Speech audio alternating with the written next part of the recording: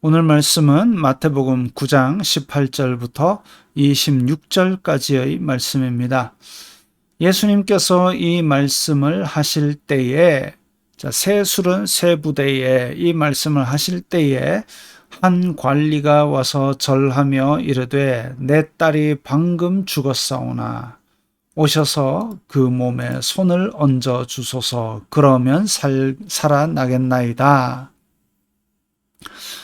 유대인들의 율법에 의하면 시체를 만지면 7일 동안 부정합니다. 그러면 이 관리가 와서 이야기를, 또 다른 데는 회당장이라고 되어 있는데, 와가지고 시체에 손을 얹어달라, 부정하게 될 것이다.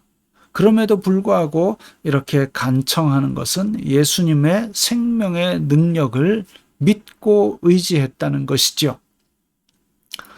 예수님께서 일어나 따라가심에 제자들도 가더니 12해 동안이나 혈루증으로 앓는 여자가, 혈루증 이러면 어떤 피를 계속 흘리는 질병이 있는 그런 사람입니다.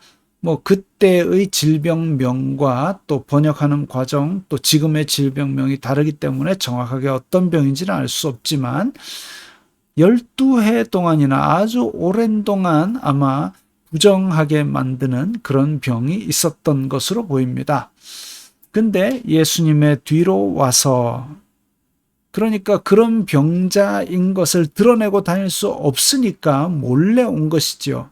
겉옷 가를 만지니, 겉옷 가라 하면 아마 겉옷에 내 귀에다가 술을 달아놓은, 지난 주일 예배 시간에도 나왔는데, 겉옷 가의 술은 이게 아버지로부터 아들에게로 신앙의 어떤 맥을 이어가는, 그래서 매듭을 지으면서 이거는 이런 의미이다 하고 그렇게 옷에 술을 달아놓는 그런 중요한 술입니다. 그래서 그걸, 예를 들면 그걸 이렇게 친구라 하더라도 장난친다고 그걸 확 당겨가지고 뜯어낸다 이러면 뺨 맞을 짓이죠. 그런데 부정하게 되는 병을 가진 여자가 그 술을 잡았다라는 것은 아주 큰 신뢰라고 볼 수 있습니다. 그런데 이는 제 마음에 그 겉옷만 만져도 구원을 받겠다 함이라. 예수님의 겉옷만 만져도 예수님의 능력으로 말미암아 내가 나을 수 있을 것 같다는 믿음이지요. 그런데 대놓고 앞에 길을 막아서서 나는 병이 있어요, 나를 고쳐주세요, 이렇게 차마하지 못하지만, 그러나 뒤에 다가가서 예수님을 만지기 원했던 그런 믿음입니다. 두 양상이죠. 제 딸이 죽었습니다. 예수님 와주십시오. 만져주십시오. 라는 믿음과, 그리고 몰래 다가와서 그렇게 옷술을 만지는 그런 믿음, 두 양상의 믿음이 보여집니다. 예수님께서 돌이켜 그를 보시며 이르시되 딸아 안심하라, 내 믿음이 너를 구원하였다 하시니 여자가 그 즉시 구원을 받으니라.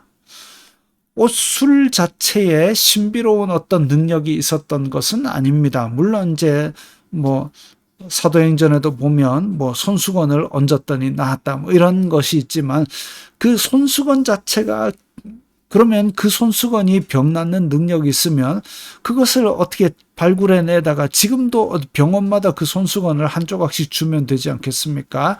그게 아니죠. 다만 그 믿음으로 역사하시는 성령님의 능력으로 말미암아 그렇게 일이 일어났던 것이죠. 자, 그래서 그 여자는 구원을 받았다 그랬습니다. 아마도 그 병이 나은 것을 이렇게 표현한 것으로 보입니다.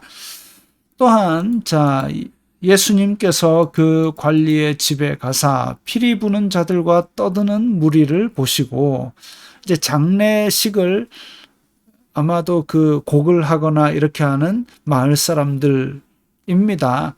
이르시되 물러가라, 이 소녀가 죽은 것이 아니라 잔다 하시니 그들이 비웃더라. 자, 이제 금방 여인이 병을 고침받는 것을 보았습니다. 또 그 이전에는 중풍병자가 일어나는 것도 보았습니다. 그렇게 기적이 일어나는 것을 보았는데도 불구하고 비웃었습니다. 바로 그냥 태세를 전환해 버립니다. 기적을 보고도 비웃는 그야말로 구경꾼이죠. 왜 따라왔지? 그냥 신기한 거 있을까 싶어가지고 따라온 거지요. 무리를 내보낸 후, 그래서 비웃는 무리는 예수님의 기적을 그 현장에 체험할 수가 없지요. 내보낸 후에 예수님께서 들어가사 소녀의 손을 잡으심에 일어나는지라 그 소문이 온 땅에 퍼지더라. 그 현장에 있었으면서도 기적을 못 본 불쌍한 사람들입니다. 믿음의 양상은 이 회당장이나 아니면 이 여인처럼 겸손히 예수님께 모든 걸 다 맡기는 그런 양상입니다. 구경꾼입니까? 아니면 기적을 체험하는 믿음의 주인공입니까? 오늘 우리는 선택해야 될 것입니다.